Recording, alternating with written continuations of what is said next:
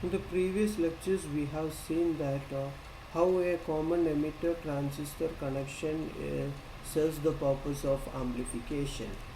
And we have seen that in addition to the signal applied to the base circuit, there should be a bias voltage VBB connected in the base circuit to ensure the base emitter junction is forward biased. And also there is another voltage source VCC is connected in the collector circuit to make the collector base junction reverse biased. And we have seen that IC is the output current and VCE is the voltage which appears across the collector emitter, that is the output circuit. So these two quantities IC and VCE, the collector emitter voltage, has an important role in determining the transistor action of a common emitter transistor when it is used as an amplifier. And the relation between this IC and VCE can be obtained from the output characteristics, which is the curve representing the variation of IC with VCE. And we know the output characteristics for different base currents.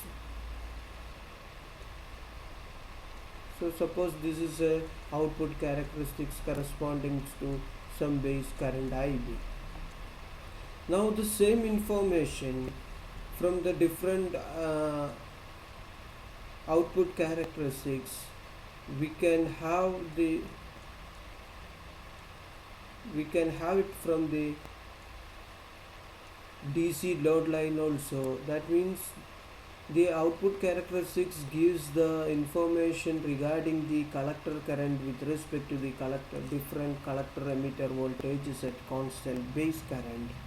The same information, that is different values of IC with respect to VCE, is obtained from the DC load line also. And to draw the DC load line, we will use the relation VCE is equal to VCC minus ICRC. And the two endpoints of this DC load line, namely A and B, is obtained by setting proper values of VCE and IC. For the point A, if we set VCE is equal to 0, we will get IC is equal to VCC by RC. And for getting point B, if we put IC is equal to 0 in this relation, we will get VCE is equal to VCC is the point B. Now the straight line AB gives the different values of IC with respect to VCE for the circuit. Also, this curve represents different values of IC with respect to VCE for a particular IB. Then we have seen that the points which satisfies both the conditions is a single point, which is the meeting point of the DC load line and output characteristics. We are representing by Q, which is called the Q point or quiescent point or silent point, and which is the operating point of a transistor, so which is called the operating point. So operating point is obtained by the intersection of both the DC load line and output characteristics. In the output characteristics, we can have the relation IC is equal to beta IB. So by knowing IB, we can obtain IC.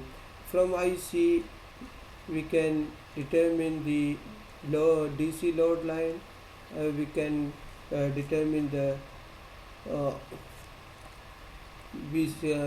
operating point Q. Now this operating point, actually the zero signal collector current and collector emitter voltage. So the operating point is also defined as the zero signal values of zero signal collector current and collector emitter voltage.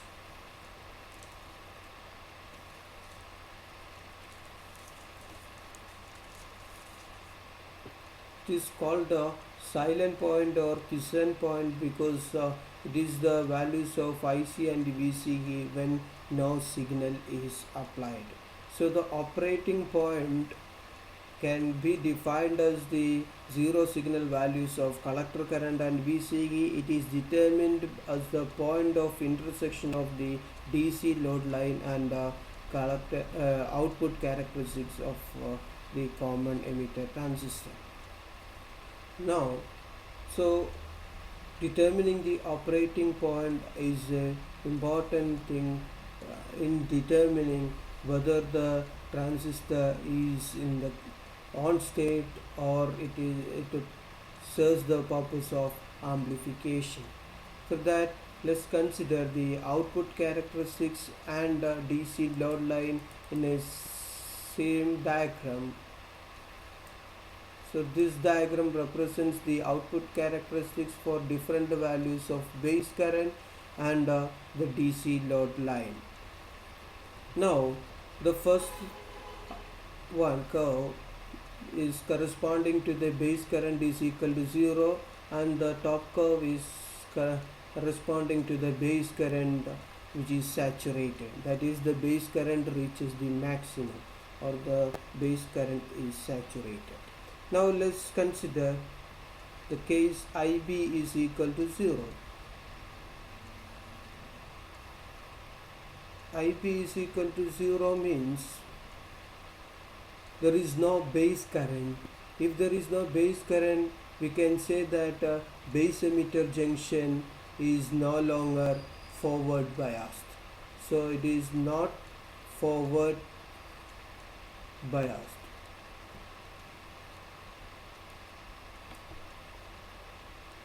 If base emitter junction is not forward biased, then it will upset the transistor action and we will not get any output, because we know that output is the collector current. If IB is equal to 0, there is no base current, collector current, so we will not get any output. And this point, the point which corresponds to the base current is equal to 0 is called cutoff.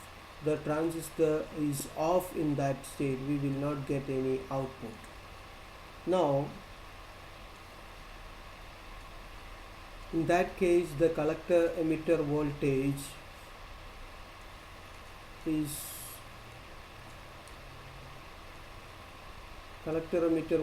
is almost equal to VCC. So during cutoff, the VCE is approximately equal to VCC.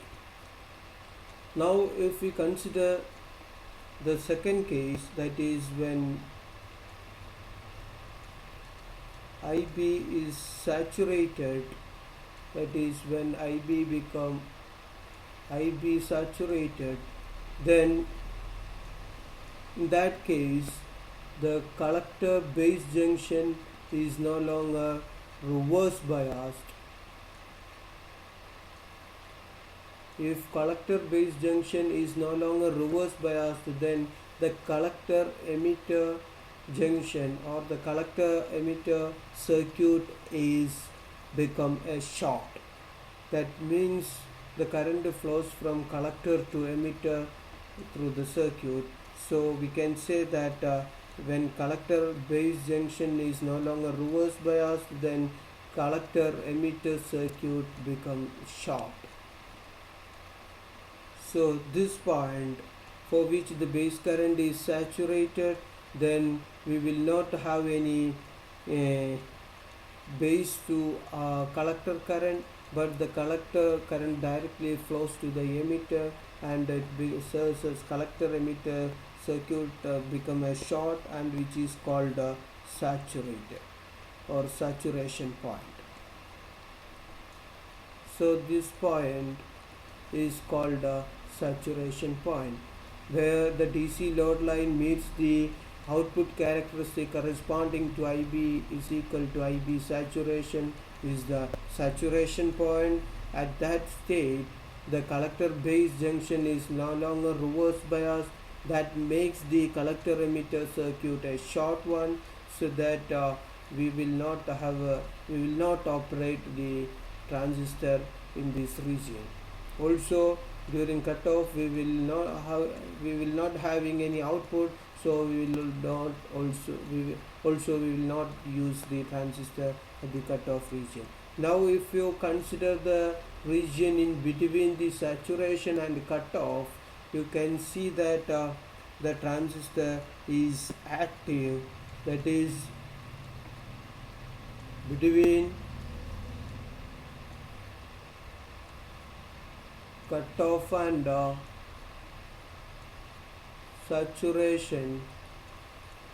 The transistor is a state of active, or we call it as the active region. So active region is the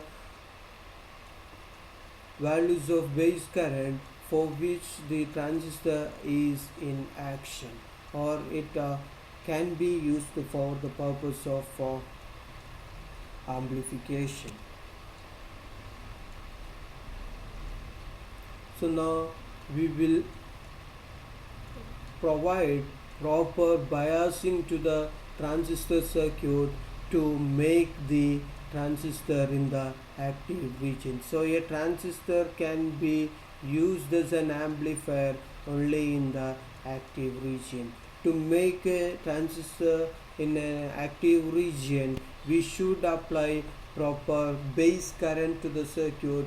For that, the base emitter junction should be forward biased, and the collector emitter junction should be collector base junction should be reverse biased. Then only the transistor will be in the active region. Now, just a summary to the transistors. We know that a transistor has two diodes, one connected back to back, and that means it has two diodes. One diode is called emitter diode, which is the diode PN junction between the base and emitter, and the other one it is called collector, which is the diode between the PN junction between the collector and the base. When this emitter diode is forward biased and collector diode is reverse biased, the circuit will be in active. So let's rewrite this condition for cutoff here. For the cutoff region, the emitter diode is forward biased, means it is on,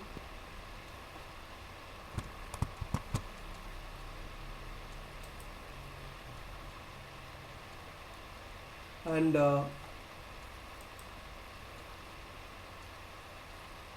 the collector diode is reverse biased, means it is off during the cutoff. So you can see this diagram. This one represents the cutoff, that is IB is equal to 0. When IB is equal to 0, there is no collector current, IC will be 0. So there is no emitter current, that is IE is also 0. So the transistor will be open, no current flowing through the circuit. And if you consider the second part, that is the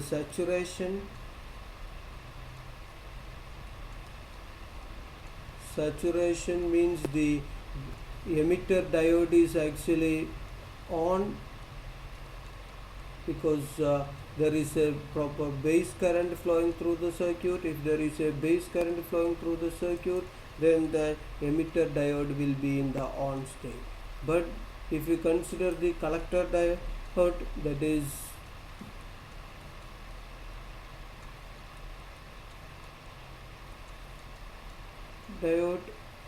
that collector diode